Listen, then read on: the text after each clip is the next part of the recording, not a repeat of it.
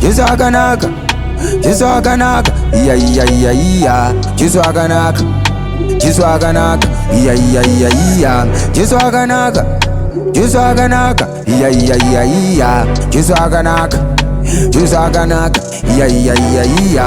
Domponda Satan, domponda butu chipakira heta. Domponda Satan, domponda butu chipakira heta. Ishe tumaingoni, ndiri ndegangoni, ndiri murimani goni, ndiri dofanwoni. Mwari ndiye muridzi wengirosi, Satan ndiye muridzi wemadhimoni. Sabosa rosa chiva izvozvo chingogara uchiziziya.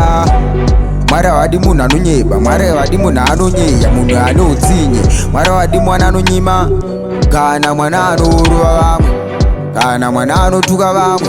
Every Sunday ndai kuchechi muchiverenga bhaibheri, muchienda kusunday school, muchiteerera mufundisi, muchiteerera vabereki. Jesu akanaka, Jesu akanaka, iya iya iya iya. Jesu akanaka, Jesu akanaka, iya iya iya iya. Domponda Satan, domponda butu chipakira heda. Domponda Satan, domponda butu chipakira heda. Jesu akanaka, Jesu akanaka, iya iya iya iya. Jesu akanaka, Jesu akanaka, iya iya iya iya. Domponda Satan, domponda butu chipakira heda. Domponda Satan, domponda butu chipakira heda. Tumaingoni, ndiri ndegangoni, ndiri murimani goni, ndiri dofanwoni. Mwari ndiye muridzi wengirosi, Satan ndiye muridzi wemadhimoni. Sabosa rosa chiva izvozvo chingogara uchiziziya. Mwari havadi munhu anonyeba, Mwari havadi munhu anonyeya, munhu ane utsinye.